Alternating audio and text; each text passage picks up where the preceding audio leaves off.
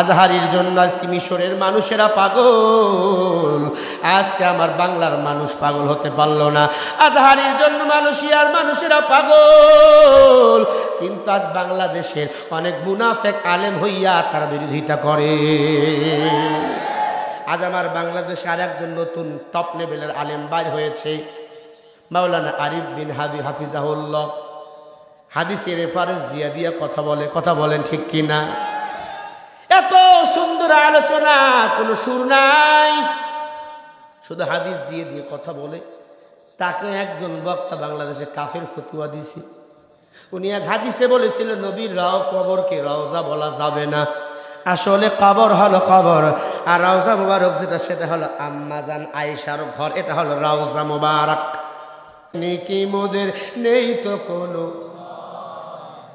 আল্লাহর এই তো পরিচয়, আমার এই তো পরিচয়। ফেরাউন নমরুদ ছিল শত শত এই না ধরায়, তারা জালিম হয়ে পড়েছে, তারা জালিম হয়ে পড়েছে, তারা রক্ষা করে না আল্লাহ।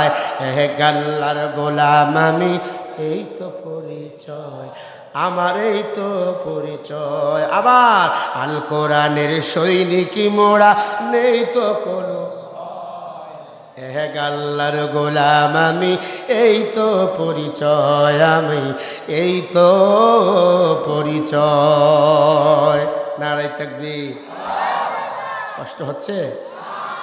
আর বাড়াবো কিছুক্ষণ?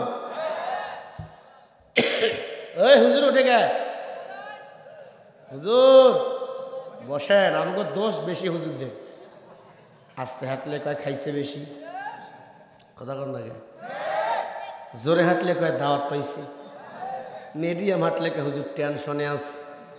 তা হাত মুখ এমনি বল। বিমানে গেলে কয় বিমান হুজুর, হেলিকপ্টারে গেলে কয় হেলিকপ্টার হুজুর। আরে কথা কন না কে। আলেমদের সম্মান আল্লাহ পাক নিজেই কুদরতি হাত দ্বারা বানিয়েছে। কারণ তোরা সারা রাত নাক টেনে ঘুমাও, গভীর রাতে তাহাজ্জুদের মুসল্লায় মাথাটা লাগাইয়া দেয় উলামায়ে কেরাম। আল্লাহ পাক রব্বুল আলামিন বলে, হে নবী আপনার কোনো টেনশন নাই। ওয়ায়ামকুরুনা ওয়ায়ামকুরুল্লাহ, আল্লাহু খায়রুল মাকিরিন। ওদের মক্কর যেখানে শেষ, সেখান থেকে আমি আল্লাহর মক্কর শুরু। আল্লাহ নবী বলে, আল্লাহ আমি এখন কি করব? আল্লাহ পাক নবীকে ডাক দিয়ে কয়, হে পয়গম্বর, আজকে রাতে আপনি মক্কা থেকে হিজরত করবেন মদিনায়। জন্মভূমির মায়া কেউ কি ছাড়তে পারে? পাবনা থেকে যতই ঢাকায় কুরমা পোলাও বিরিয়ানি খান না কেন, যখনই মনে পড়ে বাড়িতে আমার মা আছে, বাবা আছে, তখন কিন্তু বাড়ির আসতে জন্য কলিজাটা ছিঁড়ে যায়। আমি এই যে লম্বা সফর করে আপনাদের মাঝে বয়ানে আসি, 2-4 দিন 5 দিন হয়ে গেলে বাড়ির কথা মনে পড়ে যায়। আমার মা আছে, আমার বাবা আছে, আমার দিনী প্রতিষ্ঠান আছে, আমাকে যেতেই হবে। ও নবীর উম্মত, মায়ার নবীর জন্মভূমির প্রতি বড় মায়া ছিল, বড় মোহাব্বত ছিল রে বাবা। আল্লাহ পাক ডাক দিয়া কয়, পয়গম্বর আপনার আর মক্কায় থাকা যাবে না, আপনি এখনই হিজরত করে মদিনায় চলে যাবেন। আপনার বিছানায় আপনি আলীকে শুয়ে দেন। আলীকে ডাক দিয়া বলে, আলী রে, আমার কাছে নগদ টাকা পয়সা যা আছে তোকে দিয়ে দিলাম, কালকে মক্কার মানুষকে সব বুঝাই দিবি, আমি আর থাকবো না, ইনশাল্লাহ আমি এখন এই মদিনার দিকে রওনা হয়ে যাব। আতের আধারে আমার মায়ার নবী জন্মভূমির মায়াটা ত্যাগ করে রওনা হয়ে গেল। শুধু একটা চাদর হাতের মধ্যে পেঁচায় নিল, পেঁচায় নিয়ে আল্লাহকে বলে, আল্লাহ আমি এখন কি করব? বলে, নবী গো আপনি টেনশন কেন করেন, হাতের মধ্যে এক মুষ্টি বালু নেন আর সূরা ইয়াসিন পরে আপনি এরকম ছিটিয়ে দেন, ইয়াসিন ওয়াল কুরআনিল হাকিম ইন্নাকা লামিনাল মুরসালিন على صراط مستقيم تنزيل العزيز الرحيم লিতুনযিরা কওমান মা উনযিরা আবাউহুম ফাহুম গাফিলুন। কাফেররা নবীর বিরুদ্ধে কয়টা ষড়যন্ত্র করেছে? আরো জোরে বলেন। নবীকে বন্দী করবে, না হয় মেরে ফেলবে, না হয় ঘর ছাড়া করবে, বাড়ি ছাড়া করবে, দেশ ছাড়া করবে। নবী আমার বালু ছিটিয়ে দিলেন। দারুন নামাজে বসে হাজার হাজার যুবককে একত্রিত করে বাড়িটা ঘিরাট করে নিয়েছে। নবীর চাদরটা গায়ে দিয়ে আলী ঘুমাইছে। আলী চিন্তা করছে, নবী যেহেতু বলেছে আগামীকাল তোকে যা সম্পদ দিলাম সব তুই আমার উম্মতদের মাঝে সাহাবায়ে কেরামদেরকে বিলি করে দিবি। নবী যেহেতু বলেছে আগামীকাল সবাইকে বিলি করে দিবি, আমি মরবো না। সুবহানাল্লাহ। আলী এই সুযোগে চাদর গায়ে দিয়ে নাক টেনে দিছে ঘুম। সুবহানাল্লাহ কয় না? ঘরের দরজা খুললেই সৈন্যরা দুশ্মন। আলীর কোনো চিন্তা নেই। নবী কইছে আগামীকাল সব দিবি তুই। সুবহানাল্লাহ কয় না? কেমন সাহাবায়ে কেরাম বিচক্ষণ ছিলেন। ভাইরা আমার, আল্লাহর নবী বালু ছিটে আর রওনা হয়ে গেল। এক টানে সিদ্দিক আকবরের বাড়ি চলে গেল।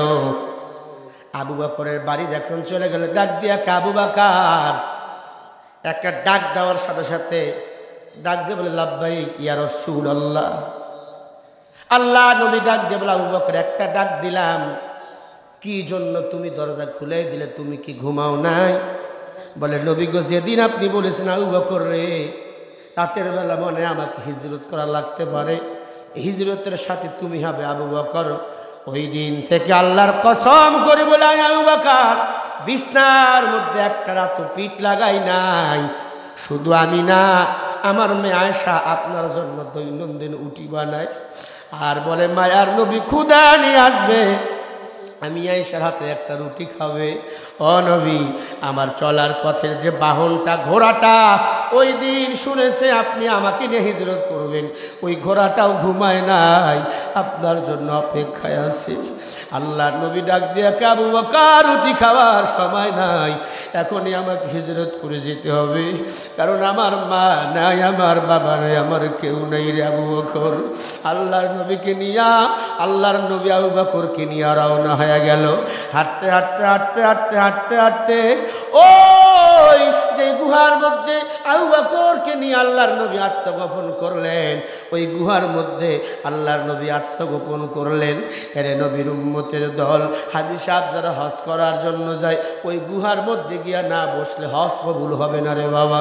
আল্লাহর নবী আবু বকরকে ডাক দিয়ে আবু বকর, সারা রাত হেঁটেছি, বড় কষ্ট পেয়েছি, পেটে পাথর, খানা নাই, আমি একটু ঘুম পারবো।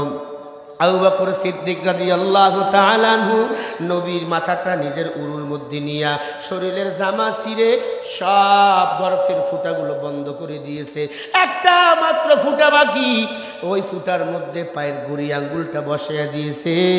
একটা সাপ খবর পেয়েছে রাহমাতুল লিল আলামিন মক্কা থেকে হিজরত করে মদিনে আসবে, এই গুহার মধ্যে এসে ঘুম পারবে, আমি তাকে দেখবো, আমি সালাম দেব, আমি কত আমার নবীকে ভালোবাসি, বলেন না সুবহানাল্লাহ। জঙ্গলার প্রাণীগুলো নবীকে দেখার জন্য পাগল, কিন্তু আবু জেহেল আবুল হাবরা আজকে পাগল হয় না। আজহারির জন্য আজকে মিশরের মানুষেরা পাগল, আজকে আমার বাংলার মানুষ পাগল হতে পারলো না।